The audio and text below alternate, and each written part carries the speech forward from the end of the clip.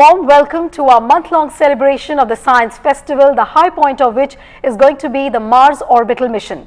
We at Rajya Sabha TV have been bringing you a series of programs on science exploration, research and applications which affect you and me in day-to-day life.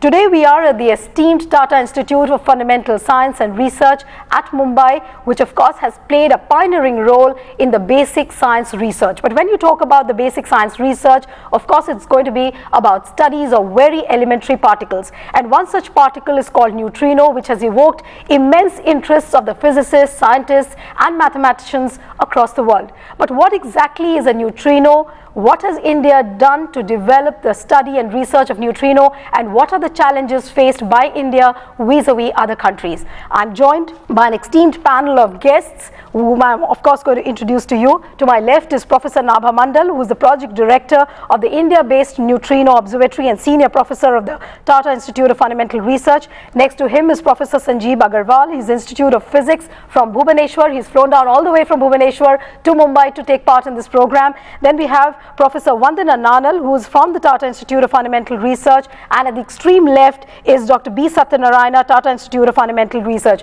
I welcome all of you, and not to mention our esteemed audience, a panel of brilliant and scintillating young bright minds who are from the Tata Institute of Fundamental Science and Research. I welcome the panelists and the audience, but before I begin the discussion, let's have a big round of applause for all these senior scientists who are here and who've spared time to make this program special for Rajya Sabha television.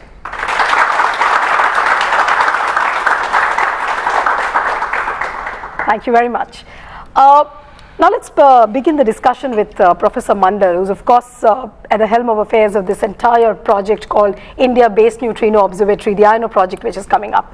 But before we go into the details, why, sir, neutrino is considered to be a very elementary particle? Why do people say that it's the most elementary particle?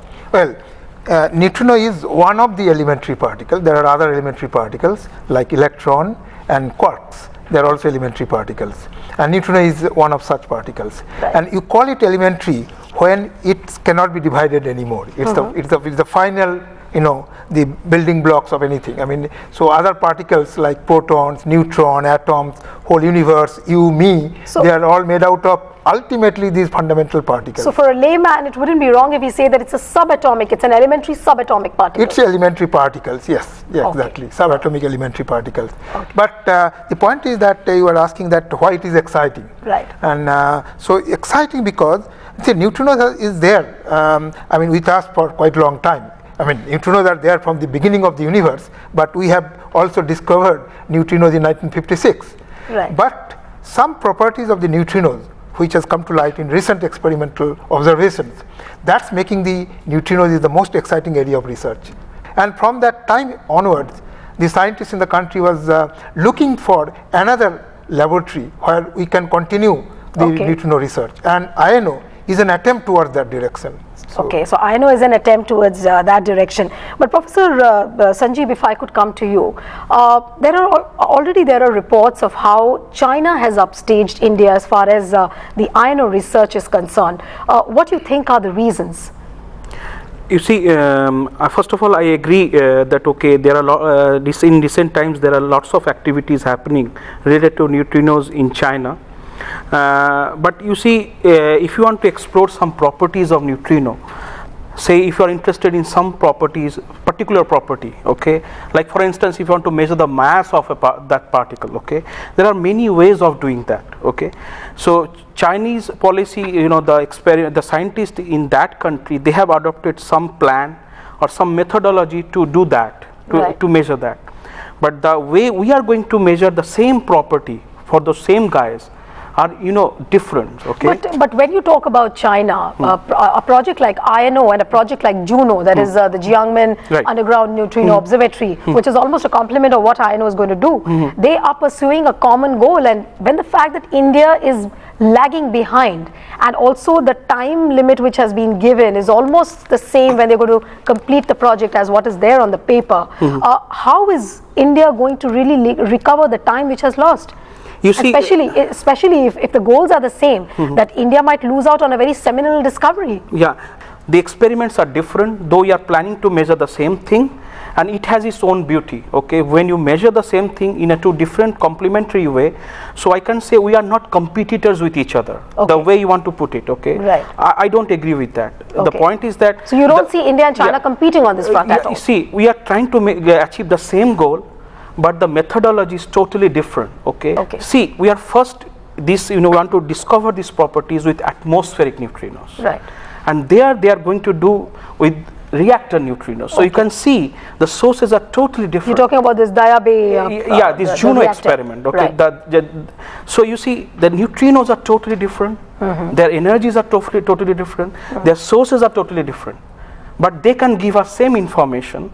But the method that we are going to adopt is totally different. So this perception which is made out that China is upstaging India, according to you, is wrong. You see, and there's no comparison between the two. It is. I believe that it's a healthy competition. Okay. And it is always telling us that work hard. Okay. Okay, so you have to achieve the goal. Okay. So it's just an oblique way of telling India that you got to do more. You can't be complacent. Okay. I'll bring in Professor Vandana now.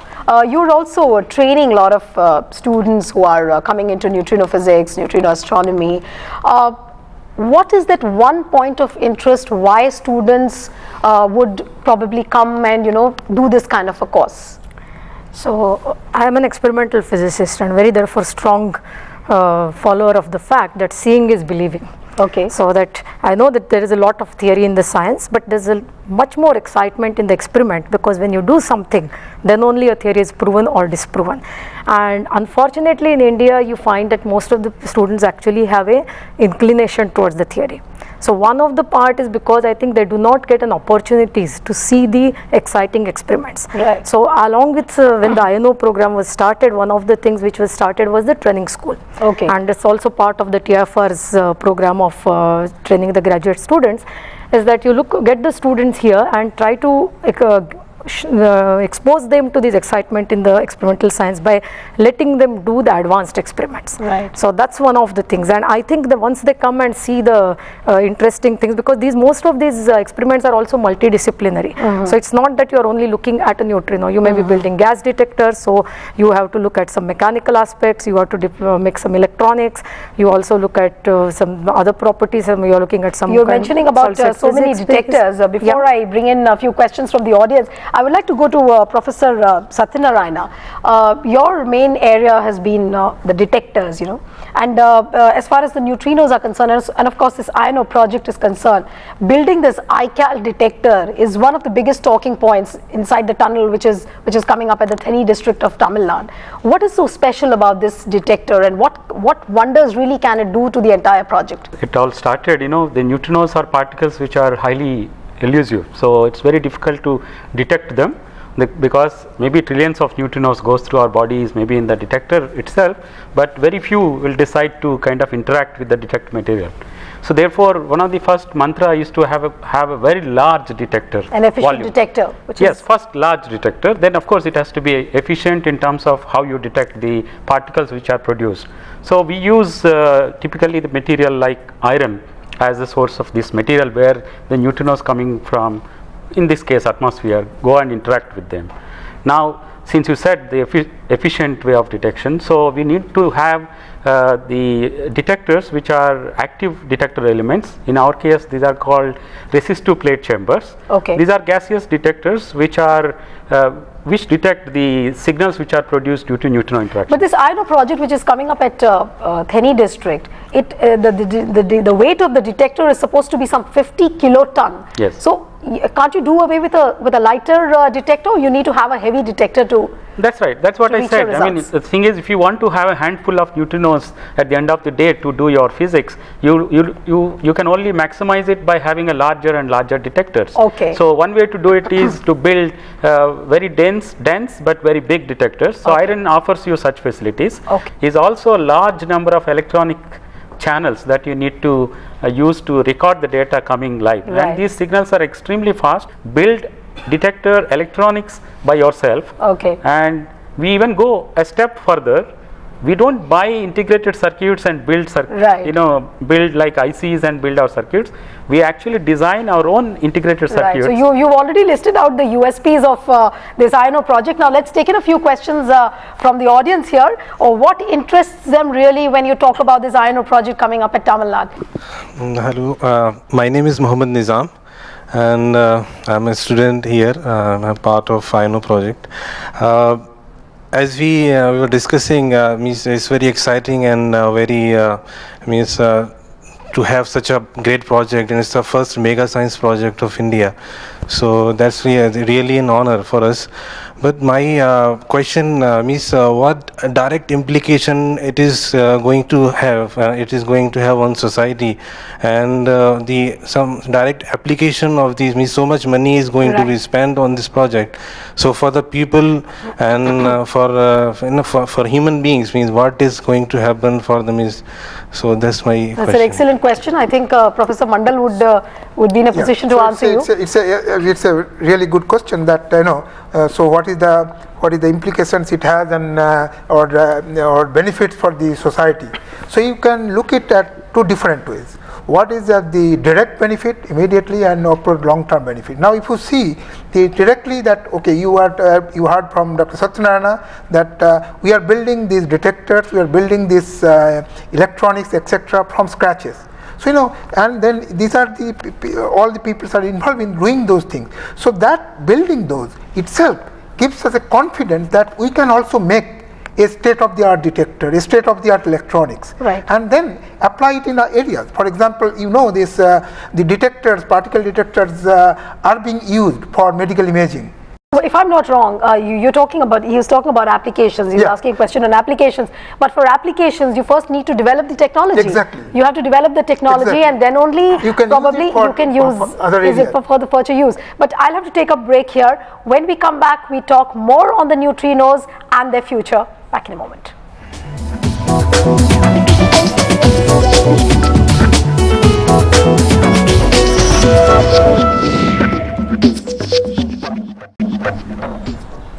Welcome back. You're watching our special program from the Tata Institute of Fundamental Research and Science in Mumbai. I'll have to go to the audience before I come to the panelists now. Yeah, go ahead and ask your question. I'm Nitish from DBS. Okay. I want to ask two questions. Have you finished your thesis? No, I'm in second year. You're in the second year. Okay, go ahead. Yeah. Go ahead and ask your question. So I want to ask two questions. First is, how do you eliminate the detection of background neutrinos through this detector? And another is, there are different particles that are formed when you detect neutrinos. Will those particles have any impact on the life of the people or on the wildlife that is there? Okay. I think Professor Satyanarayana would be in a position to answer. So I think the first question you wanted to say is, how do you eliminate the background that exist in the detector for the neutrinos? Okay, so the way we do, it's a good question, because detector really do not know whether the particles that are interacting are neutrinos or anything else. So the only way that and the signals that they produce in many cases are exactly identical to each other. So therefore, just like a physicist can actually look at the events in totality, when you see an event, means it is a number of detectors which are fired due to the event happening. When you want to do this automatically, there is an element or there is a subsystem which is called a trigger system, equivalent to, let us say, a physicist. So what the trigger system does is, it sees the same signals which are produced by various detectors and puts a lot of conditions and identifies whether this particular event that I am seeing is a neutrino event or some other event. The way you do it is basically a combination of the signals that are coming from various detector elements. In our case, there are almost about 4 million such detector channels. So on the face of it, you will find it is very extremely challenging to see there are signals coming from 4 million detector channels, and somebody just saying, yes, this is neutrino, this is not a neutrino. Okay. So second part of your question, that you said that the neutrinos, whether they will disturb the wildlife and things like that. In fact, the neutrinos, that first of all, neutrinos do nothing actually. That's the problem with neutrinos. That most of the time they do nothing. They're very weakly interacting. That's the problem. But the and which is why you call them elusive and ghostly? Yes. Okay. And the neutrinos that we are detecting, they're there. Whether we are not creating anything. They're there only. We are only just detecting them. The neutrinos right now, somebody has already said that the billions of them are going through you all the time. And it is those neutrinos we are detecting. So there is no way we can disturb the local ambience or the wildlife there. Okay, so we can't call them a notorious particle at all, which means. Okay, any other question? I'm Tausik Sami. I'm a third year student. So my question is, what exactly iron is going to measure in the experiment? I mean, the mass or okay. And the objective, the main objective of the INO project. What is the source? Yeah. So basically, if I say in scientific language, we want to resolve the issue, the issue of neutrino mass hierarchy. So let me explain that we have these three flavors: nu e, nu mu, and nu tau, and then we have three masses related to that: m1, m2, and m3. Now you can ask me the question that out of these three, which one is heavier compared to others? Okay. Now from solar neutrino experiments, we know that this M2 is heavier than M1. But the question is whether M3 is heavier than M1. This has not been resolved yet. Okay. And one of the main goals. But when you say it's not resolved yet, it's not been resolved in other countries also. Yeah. None of the experiments have been able, because there are many neutrino experiments are happening all over the world, right? Solar neutrinos, reactor neutrinos, atmospheric neutrinos. But the data that we have is not capable enough to resolve this issue, that whether M3 is heavier than M1 or lighter than M1. So it's really a fundamental question. Like, when you say about electron mass, it's a fundamental parameter that you want to measure. Like this, whether M3 is heavier than M1 or it's lighter than M1 is as fundamental as you want to know the electron mass. Right. And one of the main physics goals that we want to achieve with this ICAL detector in this India-based neutrino observatory is to measure this. Okay, whether M3 is heavier than M1 or lighter than M1. In scientific words, we call this problem neutrino mass hierarchy. And that is what this project is supposed to resolve. Yeah, this is our prime goal, but we have many other physics issues. I would like to bring in Vandana now. There are a lot of apprehensions when this project began. There were environmental protests, and one thing which people also have been talking about is a worry on the seismic front, that it will trigger earthquakes. How far is that true? Is that fear, would you call it baseless, or would you call it well placed? I think partly Professor Mandal has already answered that question, in some sense that it's like the neutrinos were there and we are just trying to detect them. Now the only question is what will get disturbed when you make something. But it's mostly, sometimes it's a lack of information, which is, and therefore the fear, the apprehension generated because of that. Vandana just spoke about the multiple government agencies which have been giving clearances, and the whole system, the way it worked, and there were procedural delays as far as this INO project is concerned. How do you really think that the country can rectify its systems so that projects like these don't hit roadblocks? Yeah, you are right, because this kind of project is a basic science project. It's globally competitive. So it is not that we are only doing. There are, as you have said, China's are doing or other countries are doing. So if you want to remain globally competitive, the decision-making process should be faster. But sir, don't you think that the biggest irony of this country is that the investment, as far as in terms of the GDP, which the country is investing, is abysmally low as compared to China? India is just spending about 0.9% of the GDP in science and technology. Yes, so how can they really assure the science community? There are young minds who are sitting here. They are waiting for new experiments to happen, and if there is no kind of investment which is coming in from the end of the government, then what it becomes a demotivating factor. That's the question, like you are talking about, that how do we attract young people to science? Yeah. To attract them to science, we must have also attractive projects in the country. And these are, so you have to, so like you want to develop, you have to invest in infrastructure. So if you want to develop in science, you have to invest in science infrastructure. So building this underground lab, this detector, these are part of building those kind of science infrastructure. No, but according to you, what is that first thing which the government needs to do? Because see, there are political reasons for not investing in science, but then there is a reality that you have to nurture and encourage the scientific minds of the country. How does one do that? Yes, so if you would be a minister, what is that first step which you would take? So it is really good that you need something in your country to stop the brain drain, that students, they can go abroad, right, get training, best training, but they can ultimately come back to work on something. I would like to bring in Professor Satyanarayana. Add something on this question? Yeah, please just a point. See, one of the ways also that you make sure that you attract the young talent, you have to have the both opportunities which is now coming up with openings of many ICs. Also the universities have to get actively involved in the research, and at the same time to make it attractive, I think you have to make sure that the students are given attractive fellowships. Attractive fellowships. But how does it happen, Professor Mandral? I mean, giving attractive fellowships to the students, they're all smiles on their faces, but how does that government take that one baby step? For example, in China you would have state-run laboratories, you have private investors also coming in, so it has to be both ways. Yes, so actually, so how do you dovetail the two initiatives? If you see our former Prime Minister in the last Science Congress has actually made an appeal to the private sector that come and join us and help the government also and to develop the science and invest in science, and invest in basic research and this thing. And these has to come. I think our public sector and private sector both has to contribute. But taking INO project as an example, I was reading it somewhere. I don't know which website exactly it was, but I would bring in Professor Satyanarayana on this. It said that it just gave an example of Tata Steel or Mittal Steel. If it invests in the detectors, then probably the experiment will carry on for a few years, and then they can take back their steel. But then that would be a kind of an investment for the number of years the experiment is on. Is it something like that?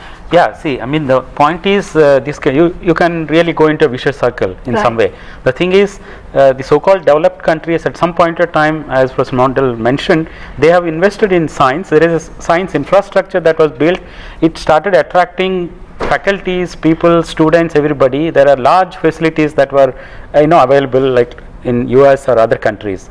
Now the problem with our country and the basic thinking is that we think only when everybody in this world, in this country become rich, or let us say come out of the poverty line, then we'll start doing science. See, that is how people get very much agitated when you hear there is certain amount of money. You've given me a very interesting note to ask the audience a question. Let me ask a few people sitting here. Are they here for really developing their scientific abilities, scientific sensibilities, or for making a faster buck? Honest answer. I believe that means all of the students who are there means they have enough talent and competence. If they want to make money, they can make lots of money. But actually, they have struggled, and they are struggling only because they want to develop the scientific skills. So first objective, of course, is developing the scientific ability. Any other person? Nobody wants to talk? I'm surprised. Yes, give him the mic, please. Yeah, so actually most of us, we quitted, I mean, say engineering or medical science, and then we came to basic physics, basic sciences. So I mean, if it happens that we don't get jobs after this, so then most of the people, I mean, who are younger, they will not be any more interested. So that's my what I can see now. So that's the answer, that if you want to attract students to science, then you have to have opportunities for them to continue their career in science. And then if that is not there, so unless we have science facilities in the country, why does this train science? I mean, for example, you say we want to have ISAT to create MSc student, good quality MSc, but then after, what you want them to do? I mean, unless you give them more challenging, research project, what they will go? They will all go abroad. This INO project is concerned, the similar kind of projects are happening elsewhere in countries like Korea, Japan, US, and there have been a lot of breakthroughs. How hopeful are you of this kind of a project really kicking off well in India? I think you would be able to. I think I have no doubt that it will kick off India if we get the get the support that we need and the funding that is required. Because if you look at even in the past, even from this institute, I can tell you, if you look back the history of this institute, TIFR, Right. during the 50s and during the 60s, the type of experiment we have done here is wonders. Even those days with little money. But India has lost a lot of time We have since the lot time of the time. Kolar mines were shut. Yeah, I mean, so we have, I mean, see, for example, we are always giving the example of particle physics, but if you even look into broader spectrum, Right. all other areas of science also same thing. It is the same story, that we have not invested enough in experimental facilities to create facilities for this one. But sir, what is the deadline you're looking at this INO project? Because it was supposed to be completed long back. Yes. Now what is the deadline you're looking at? Yeah, so one thing is happening is that, yes, we are getting delayed, Right. but similarly, every countries have their all financial issues and things like that. So it is not that we are delayed and others are not delayed, and there are other projects also getting delayed.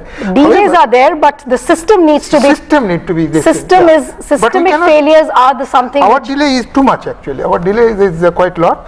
For example, we need 5 years yeah. time from the time we have been given the go ahead. So which to means start the project. you are looking at the completion of the INO project somewhere by 2020. Yes, that's right, at the Okay. moment. Okay. And completion means to start the experiment. Right. Because we have the construction period. This 5 years Okay. is the construction period. Okay, but- so even if in 2020 we can start, we can still be competitive in the world. Okay, so you can still be competitive in the world if the project kicks off at 2020. But remember, Neutrino is not the only project when you talk about the basic science or the elementary science. There's so many interesting experiments which are happening, but one has to remember that India was one country which contributed in the ancient science as far as the contribution of zero is concerned. So as far as the exploration of science is concerned, experiments are concerned, remember India has to follow a path where it doesn't become a borrower of knowledge, but rather a creator of fundamental knowledge. On that note, I would like to thank all my guests who are present here, Professor Satyanarayana, Sanjeev Agarwal, Professor Vandana, Professor Mandal, who's played a big role in making this program successful,